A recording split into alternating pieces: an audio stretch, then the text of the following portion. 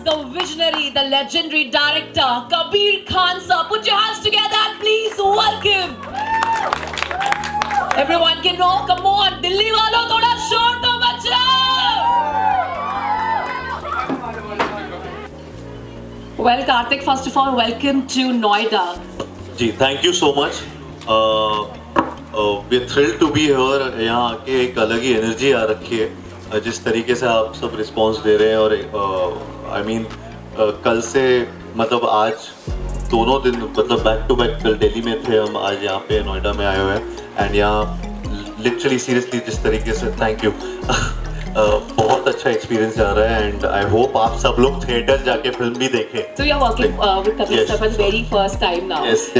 And what was the how was the experience and what was the initial reaction of yours when he approached you to portray the role of Chandu Champion? नहीं, मेरे लिए बहुत ही बड़ी बात थी ये और मुझे एक्चुअली लगता है कि जब हम पहली बार मिले भी थे कुछ डिसाइडेड नहीं था, पता नहीं था कि सर पिक्चर कुछ फिल्म ऑफर कर रहे हैं या हम किस लिए मिल रहे हैं, जस्ट टू नो. एक्चुअली वो कई बार ऐसा होता है कि वो वाइब क्या है, मैच कर रही है कि नहीं. डायरेक्टर एक्टर जब कोलैबोरेट कर रहे होते हैं तो उससे पहले एटलीस्ट वो थोड़ा सा एक जानना ज़रूरी होता है.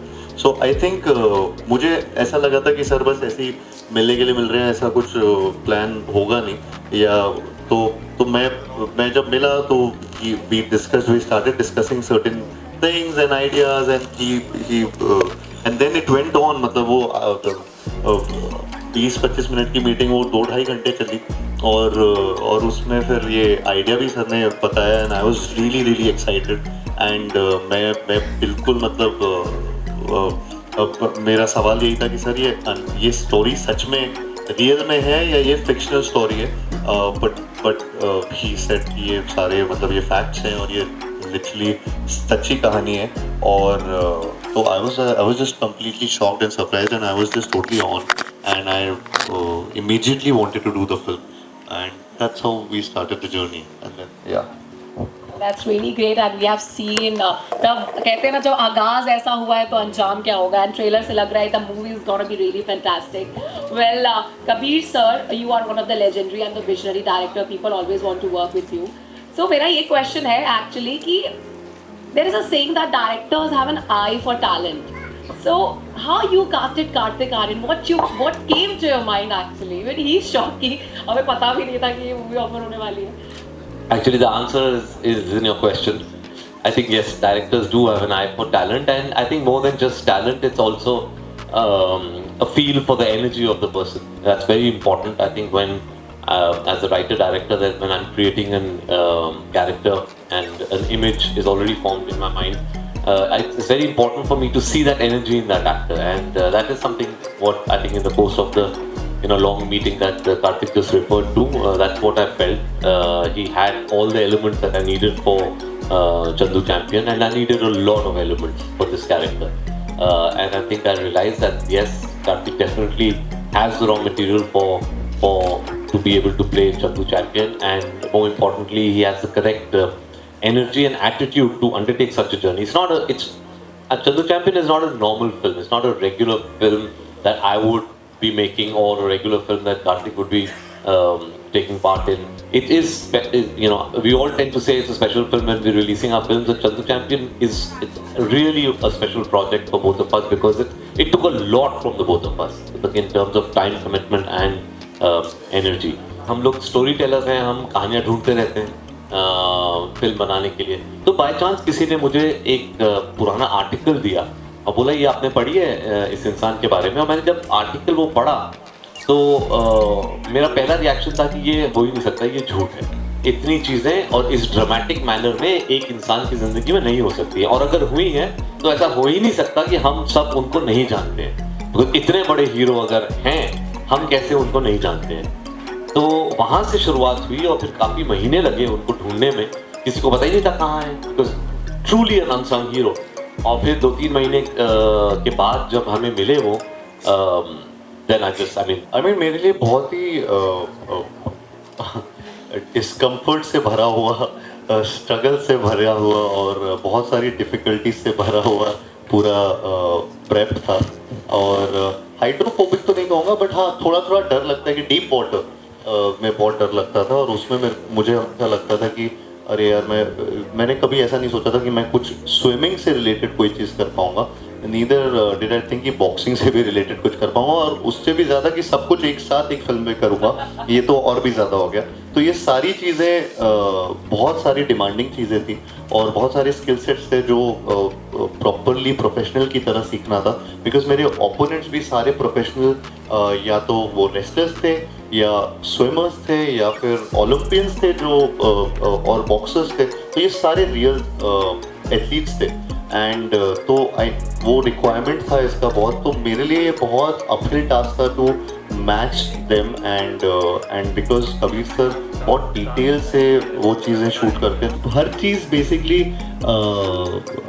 ऑपोजिट थी जो मैंने अभी तक की है। एंड रिक्वायरमेंट ऑफ टाइम वो बहुत ज़्यादा इम्पोर्टेंट था, क्योंकि इसके बीच में मैं कुछ और ना मैं कुछ कर सकता था ना मैं कुछ किसी और चीज़ के बारे में सोच सकता था। तो सारा प्रेप मोड, जब मैं 1 साल 1.5 साल तक इसका प्रेप कर रहा था तब भी मैं कुछ और शूट नहीं कर सकता था। मैं सिर्फ जिम ट्रेनिंग, अपना बॉक्सिंग ट्रेनिंग, अपना स्विमिंग का ट्रेनिंग जो कि स्क्रैच से स्टार्ट हुआ था सब कुछ, तो उसको टाइम लगना था। तो उस टाइम और डाइट, हर चीज़ मेरा पूरा रूटीन सेट था जिसमें मेरे 24 घंटे उसमें भी कम पड़ते थे, तो मेरे पास किसी और चीज़ के लिए वक्त ही नहीं था। एंड सो आई रियली मतलब मैं बहुत ज़्यादा इसमें मेहनत लगी है। And I don't think so इससे ज़्यादा मतलब ये मेरे करियर का सबसे टफेस्ट रोल है।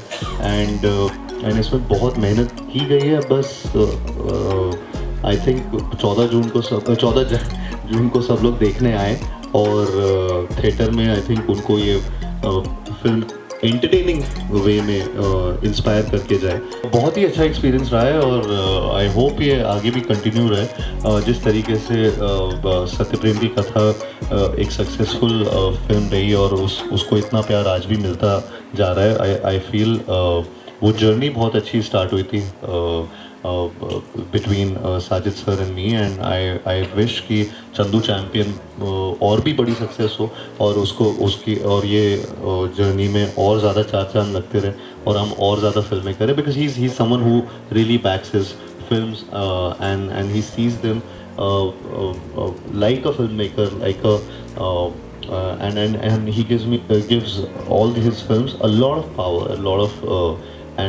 so I hope that I wish to work with him again and again. Hope आपको दिल्ली नोएडा बहुत अच्छा लग रहा है और आप लोग के आने में बारिश भी हुई है, तो ये बहुत अच्छी खबर है।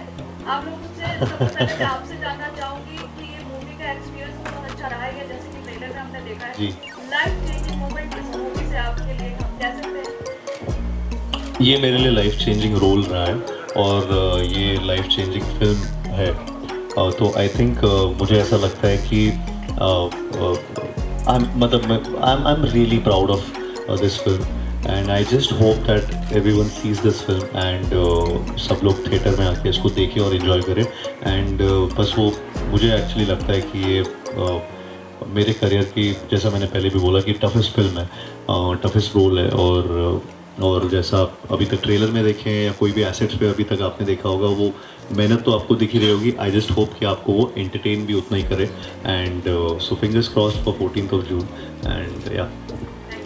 कबीर सर, आपने टाइगर जिंदा है और टाइगर के सारे ही पार्ट्स बनाए हैं, तो ये फिल्म जब आपने बनाया तो सबसे पहले क्या आपके दिमाग में कार्तिक आर्यन ही थे या कोई और स्टार? मैंने एक्चुअली टाइगर का सिर्फ पहला पार्ट बनाया, एक था टाइगर, सीक्वल्स मैंने नहीं बनाए। तो कमिंग टू दिस, हाँ, I think Kartik was very clear. जैसे मैंने पहले इंट्रोडक्टरी क्वेश्चन में भी कहा था कि मैं जब एक्टर से मिलता हूँ और मेरी कास्टिंग डिसीजन वो एक्टर्स के पहली फिल्मों के बेसिस पे नहीं होती है, I don't want to repeat what the actors already done. इसलिए even if you see my past films, different actors have played characters which are not, मतलब जो पहले कर चुके हैं वो नहीं कर रहे थे। बजरंगी भाईजान में Salman was not playing an action hero, it worked for me. Similarly John in New York और Ranveer in 83. Similarly for Kartik, acting तो इनकी मैं देख चुका था, लेकिन मुझे बस ये देखना था कि जो मुझे एक स्पेसिफिक रिक्वायरमेंट्स चंदू चैम्पियन के लिए चाहिए वो इनकी पर्सनालिटी में जब उसका झलक आ रहा है या नहीं, और वो मुझे आया। तो मैंने डिसाइड किया कि हाँ, definitely Kartik would be able to play role, because ऐसे यूनिक कुछ एलिमेंट्स हैं जो एक्चुअली सिर्फ कार्तिक में है इस टाइम, एंड आई न्यू कि उसको एक्सप्लॉइट करना है मुझे चंदू चैंपियन के लिए, and that really turned out to be a great experience, क्योंकि आई थिंक हम दो एक जर्नी ऑफ डिस्कवरी हम दोनों के लिए साथ में थी, क्योंकि हमने क्या होता है ना कि हाथ पकड़ के आप कूद जाते हैं and then you gradually discover and then when you actually start shooting the magic begins to happen, और वो जब मैजिक होता है वो आपको महसूस हो जाता है कि अच्छा ये अब हो रहा है, everything is falling into place, the universe conspires and everything begins to fall into place, and Chandu Champion is one such film जहाँ हर चीज़ जो हम चाहते थे वो किसी तरीके से करेक्ट प्लेस और करेक्ट पोजीशन में आके बैठ जाती थी, चाहे वो म्यूजिक हो, चाहे वो हमारे को स्टार्स हों या हमारे लोकेशंस हों, या जिस तरीके से हमने सीन्स सोचे थे और पेपर पे हमें बहुत वो प्रभावित करते थे, वो कुछ सीन्स शूटिंग के टाइम और आगे चले गए, और वो ये मैं बहुत इंपॉर्टेंट चीज़ है, मैं कहता हूँ एक अच्छी फिल्म ये वो होती है जो अपने स्क्रिप्ट की 90% कैप्चर करती है, इसमें हमें लग रहा है कि हम 110% चले गए। तो मतलब कितना डिफिकल्ट होता है एक कैरेक्टर से दूसरे कैरेक्टर में ट्रांसफॉर्म होने में, अगर आप नए एक्टर्स के साथ शेयर कर सकें? आई थिंक मेरा फिजिकली बहुत ही डिफिकल्ट हो गया था, क्योंकि फ्रेडी में वेट गेन किया था और उसको फिर हटाना था पूरा चंदू चैंपियन के लिए, तो वो एक्सटर्नली बहुत ज़्यादा मेरे लिए डिफिकल्ट हो गया था। Internally also what happens is कि कई बार आप एक कैरेक्टर में इतना घुस जाते हैं कि वो थोड़ा सा आप थोड़ा सा सोचने लगते हो उसके बारे में ज़्यादा, उस तरीके से ज़्यादा, या बात करने का तरीका। फॉर एग्जांपल सत्तू में मैं गुजराती डायलेक्ट में बात कर रहा था और फिर उसके बाद तुरंत बाद यहाँ पे मराठी डायलेक्ट में बात कर रहा था, तो वो और मैं तो मेरे सारे वर्ड्स ना बहुत मिक्सअप होने लग गए थे मेरे दिमाग में, क्योंकि एक साल तक वो कर रहा था, फिर अभी पिछले 2 साल से ये कर रहा हूँ। तो काफ़ी चीज़ें होती हैं, छोटी छोटी चीज़ें जो अचानक से शिफ्ट करना होता है, तो इट टेक्स टाइम।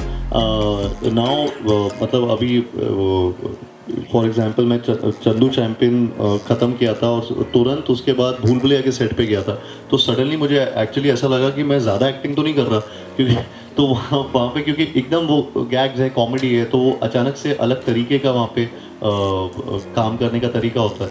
तो वो हर किस्म की अलग अलग कैरेक्टर, अलग अलग फिल्मों में अलग अलग तरीके आपको अपनाने पड़ते हैं, but I am a directors actor.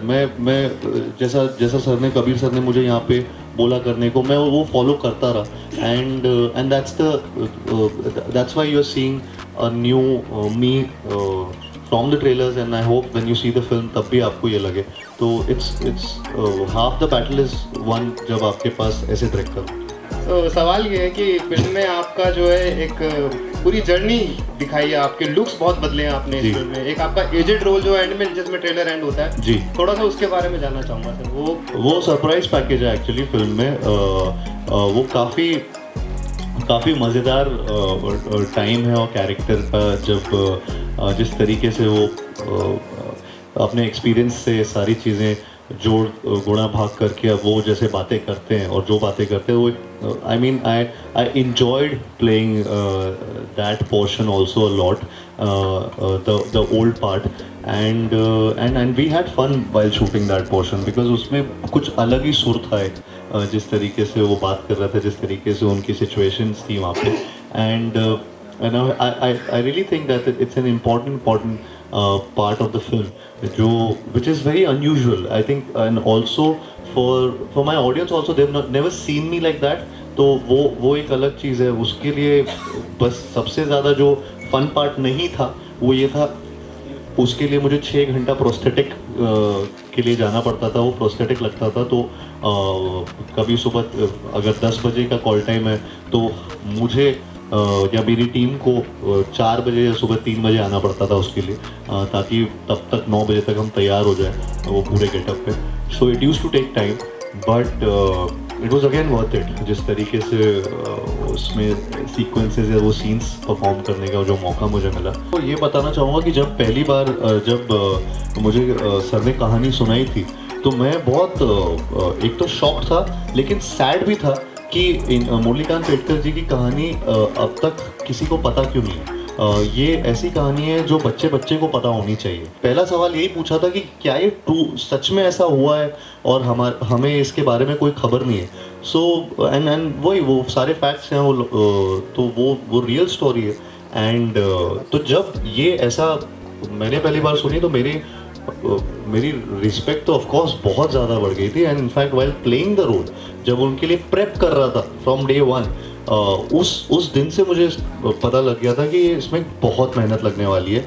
तो ऑटोमेटिकली उनके लिए मैं तो रील के लिए वो कर रहा था, मैं तो मतलब एक्टिंग कर रहा था, बट उन्होंने तो रियलिटी में वो जिया है. तो मेरे लिए जब वो वहाँ से प्रेप मोड से गोइंग टू द सेट और फिर अभी भी यहाँ पे जब बैठा हूँ, जब भी ये बात भी कर रहा हूँ, तो वो सोच के मुझे बहुत ऐसा लगता है कि ये इंसान ने कभी गिव अप नहीं किया.